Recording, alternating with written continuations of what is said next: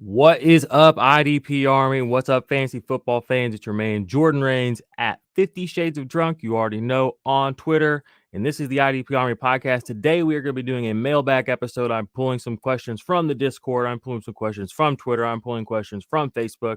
I'm going to answer them for you as we get rolling into the actual fantasy season. This is the last day of May, or second to last day of May.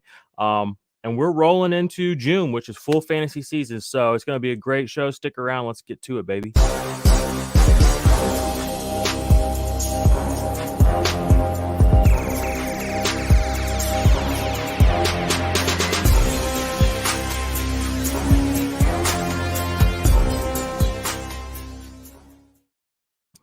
All right, as you already know, hit the bell, subscribe to the channel, leave us a little comment. We love talking to y'all. Got some questions from the YouTube as well.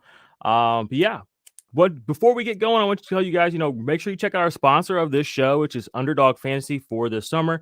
Go sign up right now. You get a sign-in bonus of up to $100 deposited to you. Sign up for the Best Ball Mania 3. Sign up for the puppy drafts. You can play other sports as well. They're our partner. They're where we play best ballers, where we play daily fantasy, and that's a platform that we love. And if you guys want to do us a solid, you want to support the channel while also making a little Skrilla for yourself, that cold, hard cash, sign up for Underdog right now. There's a link in the description of this podcast and this episode on YouTube. Or you can use the code IDP Army, all one word, and that'll get us all a little throwback. So we appreciate you, IDP Army.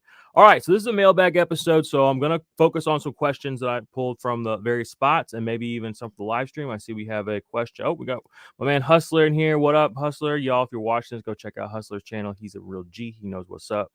But let's get back to it here. Okay, so we're going to go over news first. I'm not going to filter through everything. I'm just going to kind of hit the highlights of what I've kind of noticed. Been kind of slow, so you haven't seen a lot of content coming out, but wanted to hit on some things. So notably, Deion Jones looking like he's going to miss the entire offseason with a quote-unquote shoulder injury. I have speculation on this, or I've seen speculation on this, that this is essentially just a move to get him out of the building. It's like a kind of a standoffish type thing. There's layers of this. It's not, I don't even know if he's really injured. That's what they're saying. They drafted the linebacker, I believe his name is Troy Anderson, who a lot of people like. They have Michael Walker. They let Olukun walk in the offseason. So to let Deion Jones go seems kind of counterintuitive right now, but also they seem to want to just raise it all to the ground in Atlanta, which you can't blame them. You know what I mean? I mean, Deion Jones is good, but he's a linebacker. I hate to be that guy, and I'm not that guy. I mean, he's a running back of, the defense. I feel like they're replaceable, but he's a good linebacker. But again, Atlanta's in a really, really weird spot. So I'm not going to say fade him. I'm not going to just watch. Don't do anything crazy. He still is one of the top linebackers, technically, like on the good side in the league. He just came off. I don't know how he finished this last year, but 2 years ago, he was a top 12 linebacker. So don't fade him too much. He's going to land somewhere, and he'll be all right. But I do want to, know if you're an Atlanta Falcons fan and you think Deion Jones is going to be on the Falcons this year, you might want to rethink that. So I wanted to bring that up. Another thing I saw was Kenny Moore holding out right now for a contract. Kenny Moore is one of the top 3 defensive backs and pretty much everybody, not cornerbacks, and pretty much everybody's rankings. He plays that slot corner role for the Indianapolis Colts. Kenny Moore has been really, really a meaningful part of why that deep secondary has been successful the last few years. I mean, they had Xavier Rhodes and just some other hodgepodge of corners. He's really, really good. Gets a lot of tackles, makes a lot of defended passes. He can play downhill. He can get up on the line of scrimmage. He's kind of like a Marlon Humphreys type where he's slot corner, but don't say that like in a way where you think it's like slander, because he's really, really good at his position. So I'm not anticipating him missing any real time because he is one of the better corners in the league. I think he'll get paid eventually. So, but I did want to bring it up because I know it's out there. Tre'Davious White, another corner, one of the best outside corners in the league for the Buffalo Bills. He's on schedule for his ACL rehab. Definitely good to hear that he's on schedule. Came off a pretty good season 2 years ago. This last year, tore the ACL. Didn't get have a chance to really make a difference for your team. So you'll probably be able to get him at a discounted price. And ACLs, players recover from that fully nowadays. So I wouldn't fade him too much either, especially if you're in a cornerback specific league.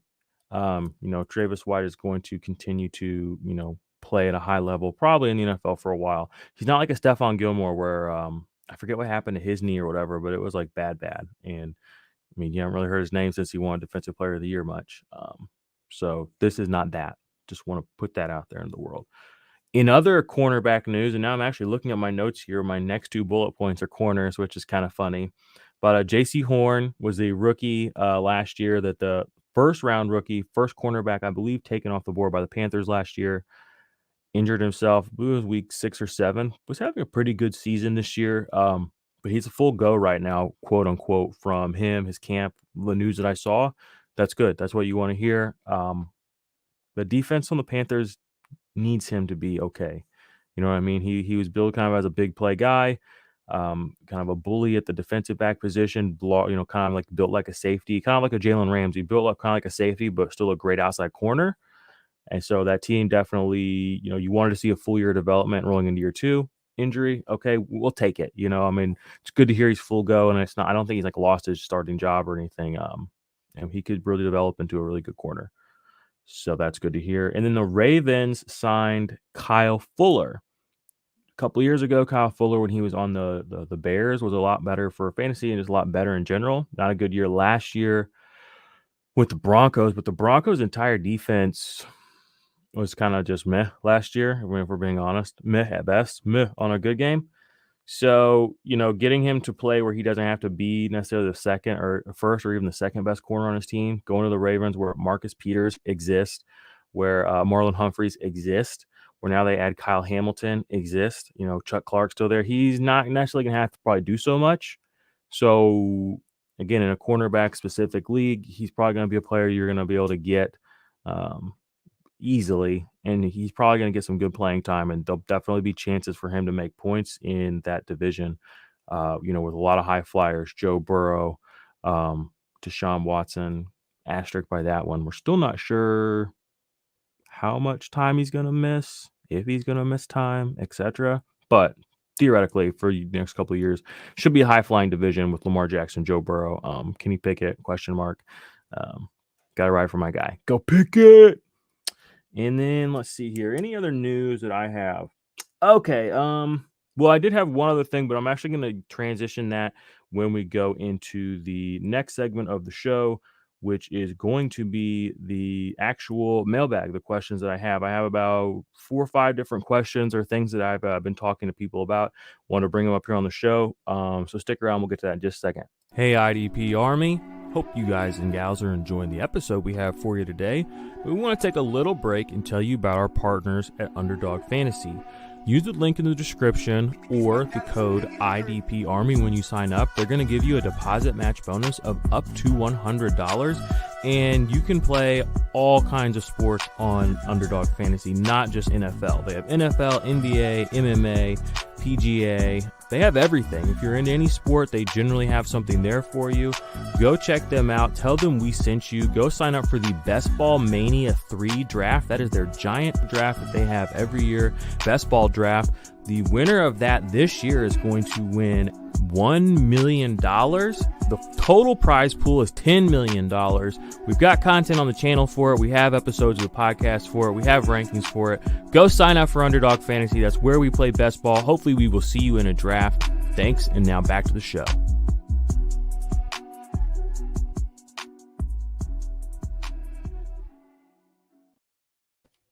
All right, so like I said, we're going to do a mailbag show. I have a lot of different questions to cover, both offense and defense, relating to the Dynasty Index, relating to some defensive player values, some trade stuff, etc. If you guys want your questions answered, feel free to at me at 50 Shades of Drunk, at the IDP Army on Twitter. You can leave comments on the channel as well. You can even leave comments now, I think, on Spotify. So if you guys want to leave comments there. Also have a Twitter group with IDP Army Alpha Chat group with a bunch of guys that play IDP. If you want to get thrown into that, just hit me up on Twitter. Again, I'll throw you in there. I'm not going to charge you guys anything for that. I'm not saying that like I'm going to build your teams out for you, etc. I do a lot more hands-on work with my Patreons, but at the same time, like if I'm around and I see some good content and some good conversation going on in there, I'm definitely diving in. And we got a lot of smart guys in there. I mean, guys that probably better IDP than I am even. So good stuff going on in there. The OP guys are in there. Some of the guys from football guys are there, etc., etc. Good spot to come hang out and just talk IDP, fantasy football, etc. So some of these questions did come from there. Again, other spots as well. So I actually want to start with something that is not even a question, but I was listening to, and I don't really listen to a lot of fantasy podcasts anymore, but I was listening to the Late Round podcast together yesterday for the first time in probably 7-8 months, and it was good because it orients your mind on what the overall fantasy player community, the creator community, the people who do this, how they're feeling on players, especially when you get a person like JJ Zachariason, who is a big figurehead with a lot of data and track record of being good and a way to articulate his stuff and put it out there quickly and efficiently and consistently. So a lot of people take information that people like he says or like the fantasy footballer say, and they sort of adopt it to their own, and they use a lot of the backing and information they have to support it. And that's fine. That's normal. I mean, people put information out. We want you to use it, talk about it, run it through your filters, your systems, etc. But one thing he said on his show this last week, it kind of, I don't want to say it triggered me, but it got me going, was he said, I don't remember exactly for verbatim, but he said Chase Claypool regressed, took a step back in 2021. And I was just like, hold the phone. Like, I know that sounds like the narrative, but let's talk about the actual facts. So I pulled up Chase Claypool's information from 2021 and 2020, both years where he had Big Ben, both years where Juju was still around, a little injured, both years with Deontay. There's not a lot different except Najee was there the second year. All right. So I'm laying the table here for you. In 2021, this last year, he played 15 games. Okay. So every number that I give you for 2021, remember, it was a 15 game context. Okay. 2020, 2 years ago, he played 16 games. So he had an extra game to get the points and all the stuff he accumulated. So let's compare. In 2016, when he played 16 games, or 2020, when he played 16 games, he had 873 yards. The next year, 2021, he had 860. He only had 13 fewer total yards and he played one less game. All right. Let's talk 2021 again. So in 2021 or 2020, what did he do with 16 games? Yards a game, or receptions a game, 3.9. 2021, the exact same, 3.9. Okay. Yards a game. This is where it actually kind of gets humorous to me. Yards a game. In 2020, in 16 games, he had 54.6 yards a game.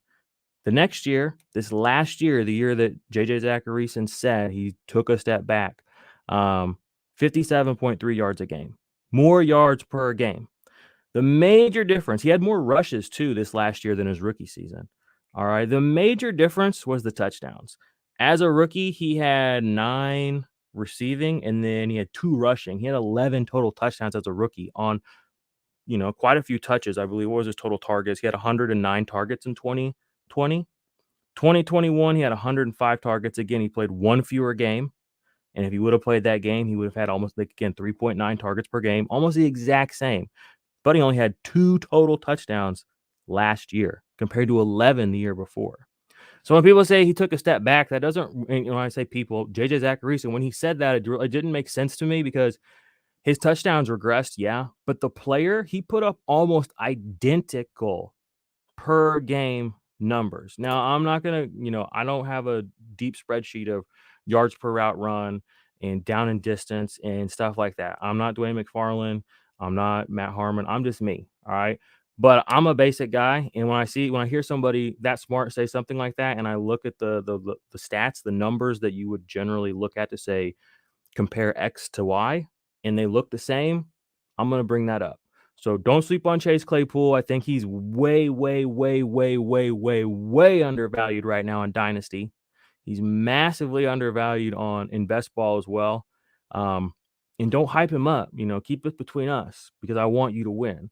But I would go get him myself, but I already have him on all my teams. And that's another reason it piqued my interest when he said he took a step back, because I had him his rookie year and this last year on a lot of dynasty teams.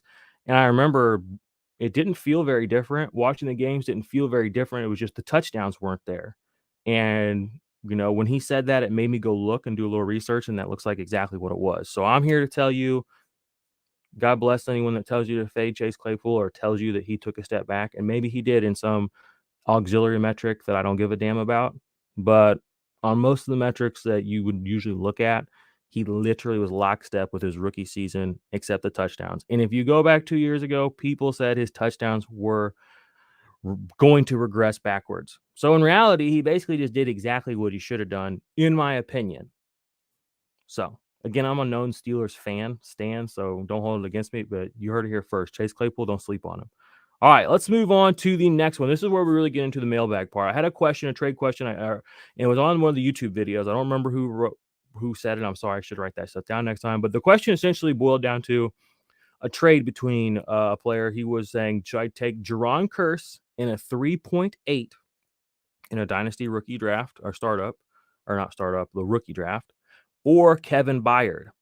I thought about it for a minute. I didn't look in the index. I like to see where my head's at and then kind of look at the index and see if I'm still in the same spot and then like make adjustments.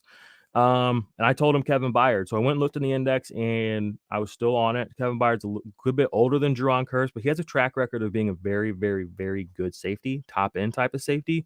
Jaron Curse did have a really good year this last year, especially for IDP, but safety again is one of those positions where you can be a king in IDP one season and you can be, a bench warmer / not even in the league the next year.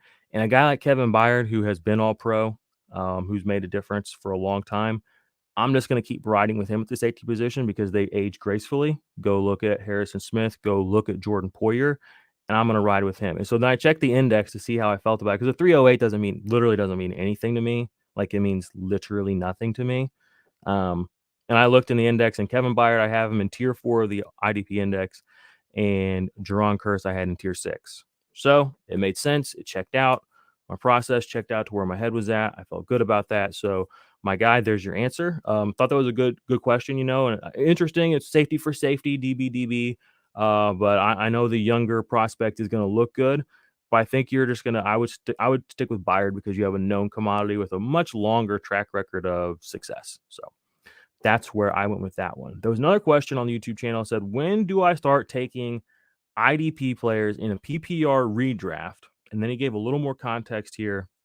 He said 2 points per tackle, 1 point for assist, and 6 points for sacks. He didn't say anything about turnovers. He didn't say anything about interceptions, passes defended. So it's really tough to gauge this question, but I'm going to do my best. Okay. I'm going to just take this at face value and assume that those other scoring plays are maybe 1 point, even if they exist. So I'm not going to weight them very heavily in a redraft. And I also don't know how many starting roster spots he has. So this is a very tough question. In redraft, though, my general answer would be probably around 7 or 8 in an IDP 1-2-3 scoring format. Now, again, with this format being PPR on offense and me not knowing / assuming it's a little bit suppressed on defense, especially in the number of plays we're actually scoring, I'm going to push that even further. I'm going to push that to, I would get a full starting offensive lineup, maybe even add 2 or 3 bench players. So you're looking at 1, 2, 3, 4, 5, 6, 7. I might wait till round 11, 12 in a redraft league with this format. You're going to see a lot of big name guys kind of go off before you. But if most of your points are coming in from the tackle department, you're going to be able to get very basic tackle production replicated later. And you may even hit on a sleeper like a guy like a Jordan Poyer from last year. Not Jordan Poyer, Jordan Brooks from last year, who was one of my sleepers. Came in, I believe he had the most or second most tackles in the league, played with Bobby Wagner, and now he's a dynasty top 10 consensus linebacker. Or Logan Wilson, another player who was cheap later in drafts and was putting up linebacker 1 numbers early in the season. So you're going to be able to manufacture basic production like that later. So in this type of format, again, where it's PPR, I'm going to wait probably around 11. And I know that might sound a little bit out there, a little bit crazy, but that's just kind of where I'm at right now. I think there's going to be good value for you, especially if you watch this show, if you check out our rankings, if you are on the Patreon, you're going to see, and everything's tiered out in our Patreon and our indexes. So you're going to see value, and you'll see, there's like 5 guys left in this tier. Like, there's no reason for me to reach for so-and-so when, nobody else coming after me is really reaching for that position right now. So I have options, and I'm aware that I have good options. Maybe the ADP doesn't reflect who they are as a player in Sleeper, which generally doesn't, or any platform really has a hard time doing that. So if you're watching the stream, drop any more questions. I do have some more questions written down here that I'm going to get through. Appreciate you all being here. We appreciate the IDP Army. Go sign up for the Patreon, all that good stuff. So one of the questions I saw was about Devin Bush. Okay. and it was kind of a long question, so I kind of condensed it down to Devin Bush, buy low or sell low. Because one thing we all can agree on is Devin Bush right now is low. All right. So I'm going to take a look. Where do I have Devin Bush here in the index? He's probably a little too high. Still got him in tier 3. Take a look at this production profile here. 762 snaps this last year, only 2 tackles for loss, 4 passes defended, only 10 impact plays total, only 99 total tackles. Tackle rates sustainable, right around 13%. Defensive play rate is okay. Points per snap, honestly, not bad. 0.27 for a linebacker. And that was an increase from last year. But the problem was, kind of getting him onto the field. Only 762 snaps, played 14 games. So what does that tell me? That tells me he's not a true full-time player, something we really hope that he would morph into. And that reflects in his snap share too. 2020, 2 years ago, the year I was hoping he would become a full-time player, and it looked like he may have done that. 90% snap share. This last year, down to 79 total percent snap share. So down 11% snap share, up a little bit in his efficiency. But, if you listen to some of the people around, if you look at the situation, just remove Devin Bush and look at what the Steelers are doing with their linebackers, bringing in Miles Jack, bringing in Avery Williamson. Like, if you look at all the linebackers that have played middle linebacker for the Steelers since Devin Bush was drafted, it's kind of insane, the guys they've had. I mean, they've had who's the older guy that just retired? I cannot remember his name, and I feel like a douche for that. But you guys don't know who he is. He had a shit ton of tackles for loss like 2 years ago. He's a beast. Then they had Joe Schobert. Avery Williamson has played there. Robert Spillane has played at that inside linebacker position. Miles Jack has played at that inside linebacker position. These are 5 players that have actually had really good fantasy production when they're on the field playing for the Steelers, while Devin Bush has been there. So that's not a bullish signal for Devin Bush, unfortunately. So back to my original question: is he a buy low or a sell low? Honestly, that's going to be up to you and your team. I think depending on when you got him, if you got him during his injury, coming off his injury as a rookie, and you didn't pay anything for him, I would just hold him. As a linebacker, 3-4 flex play every week, there's still going to be something there, and that's going to have value week to week. But I don't think that he's going to get to a point where you are going to be. I don't think we're going to talk about him the way that we have talked about Devin White, for instance, where he's kind of probably going to be a perennial top 5, top 10 linebacker for the rest of his career. When he came out with Devin Bush, we thought that would be a similar conversation. They would have similar career trajectories. And in an early moment, it looked like Devin Bush might have even been the better playmaker, but history has shown us that was folly. So buy low, sell low. I'm going to say hold, buy low. If you can get him as throw in just for no reason, why not? All right, we got a question from L Woods here on the YouTube. What are your thoughts on Holcomb, Jamin Davis? Great question. I'm probably going to get this a lot during the offseason. I like them both. I think Holcomb has earned the right to continue to be a starter on the team. He's been doing well. They trust him more than other people they've had come through that building. And Jamin Davis, I think that the fact that he couldn't get on the field last year reflected his ability to play. I mean, straight up and down. So I think we're going to have to watch how the defense deploys him during OTAs, during training camp, see if they're married, like really, really married to him being that other starter, or if it's like it's Holcomb and then they're rotating, the other guys in to kind of like see what they have. Like I'm going to be watching that closely. So my thoughts right now are Holcomb. I think you can count on him this next year pretty easily, unless he gets hurt, obviously. But Jamin Davis, I'm still very hesitant on. And honestly, the way that Washington has drafted the last 2 or 3 years, like it's not like a knock on him. It's just like they haven't really given me a lot of reasons to be overly bullish on their abilities to like pick players. Does that make sense? Just doesn't seem like a lot of their picks have really been working out since maybe 2 years. Terry McLaurin seemed like the last really even halfway successful pick they had. And he's about to get his second contract. You know what I'm saying? So not to like knock on Jamin Davis, and one of their best players 2 years ago from their draft, like a third or sixth round player, Cameron Curl. So if you're hitting guys that late and you can't hit these guys in the first round, that's a little scary. So that's my thoughts. Hopefully I answered your question, L. Got a question here, a comment from my man, Hombra Vendor. Oh, here we go. He says, there's another popular fantasy site that says Baltimore is where DBs go to die. Should we fade Kyle Hamilton? Well, I'm going to do what Billy is scared to do here, Hombra Vendor, and just say it's football, guys, okay? Apparently, the main head honcho of their IDP department has quoted as saying that Baltimore is where defensive backs go to die. Really, that's actually one of the things I was going to talk about. I agree strongly with that take. Deshaun Elliott was really great for me 2 years ago. Chuck Clark was a revelation for a lot of people over the last 2 years. Marlon Humphrey was the top DB overall 2 years ago, if I'm not mistaken. If he wasn't, he was top 3. Marcus Peters, you can play him as a flex player every single week when he's on the field. I mean, none of these DBs are dead. You know what I'm saying? And then they go spend a first-round pick on a guy that 3 weeks before the draft, people were touting as could go as the number 2 overall. Okay, so if this guy, Football Guys, doesn't think Kyle Hamilton is going to be very good, he's entitled to that opinion, but I just disagree with it. I don't see any reason to think that. Now, I will say, this last year, their defensive backs were not as good as they had been in years past, but they were all hurt. Chuck Clark got hurt at different times. Deshaun Elliott got knocked out pretty early in the season. Marcus Peters got knocked out early in the season. Marlon Humphrey was missing time. So they didn't get a chance to get a full workload. So maybe that's why he feels that way. Maybe that's why he thinks that way. Would love to have him on the show to talk about it. Invitation's open. Curious. But thanks, Billy. Billy, don't be scared to just put names on stuff. I mean, if stuff's on the public record, if people publish stuff, it's on the internet. You can reference it.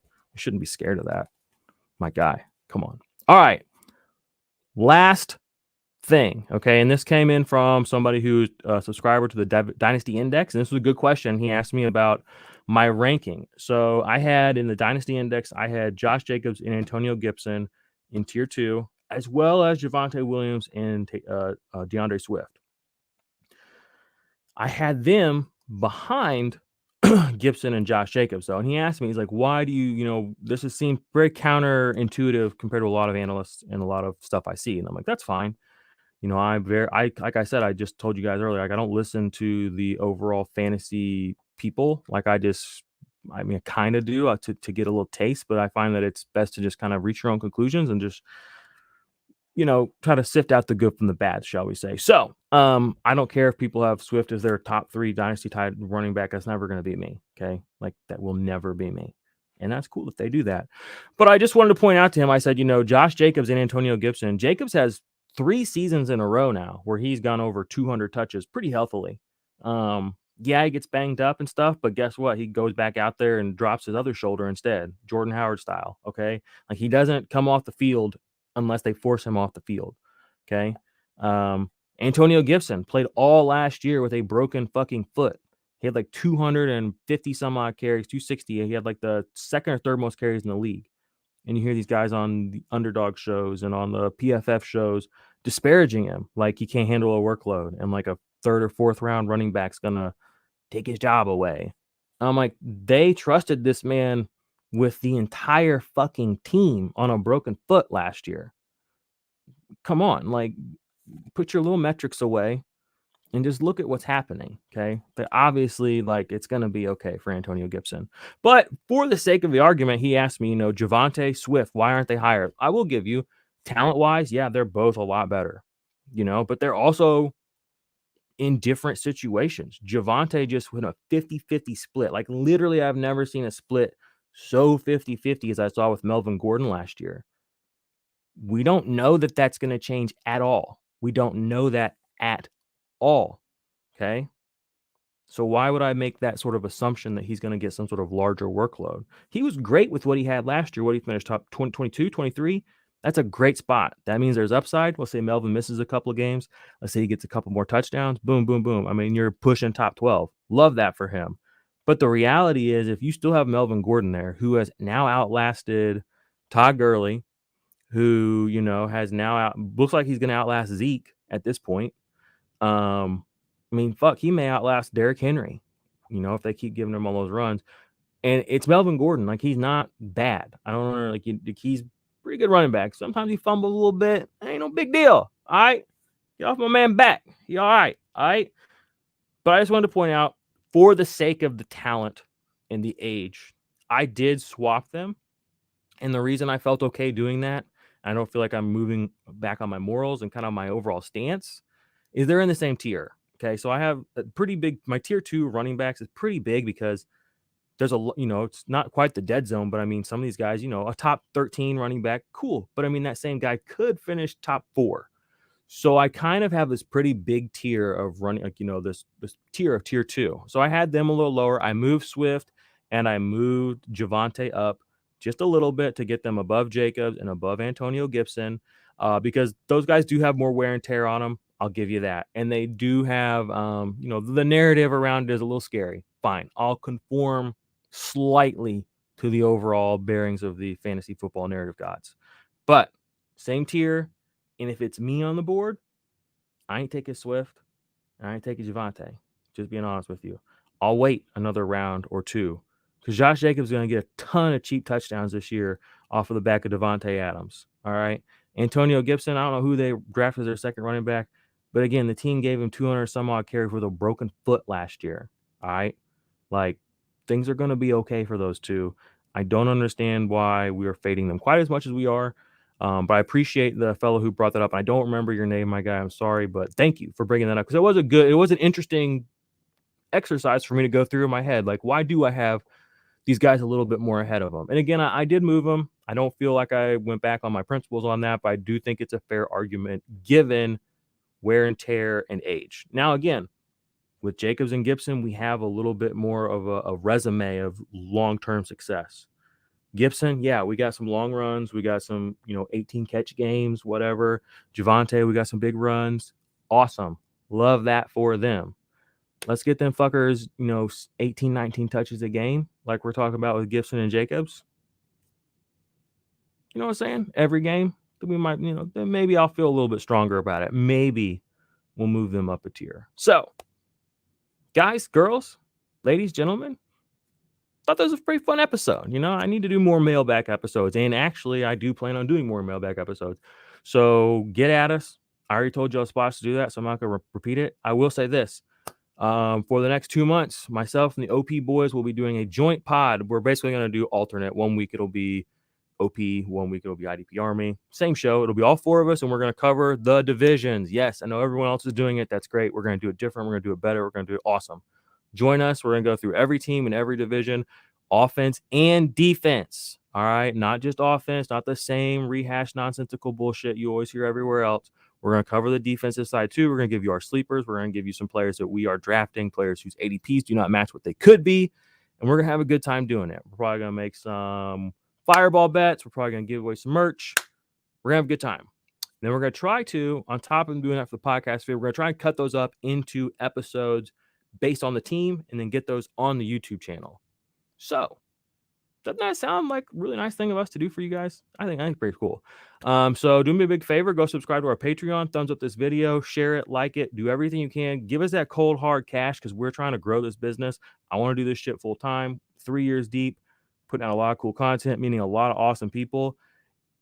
Let's get this shit. Let's get this bad boy up and rolling, ladies and gentlemen. Let's make the IDP Army as indestructible as I know it can be, and a force for good and innovation in the fantasy community. So I'll see you in an underdog draft. Peace.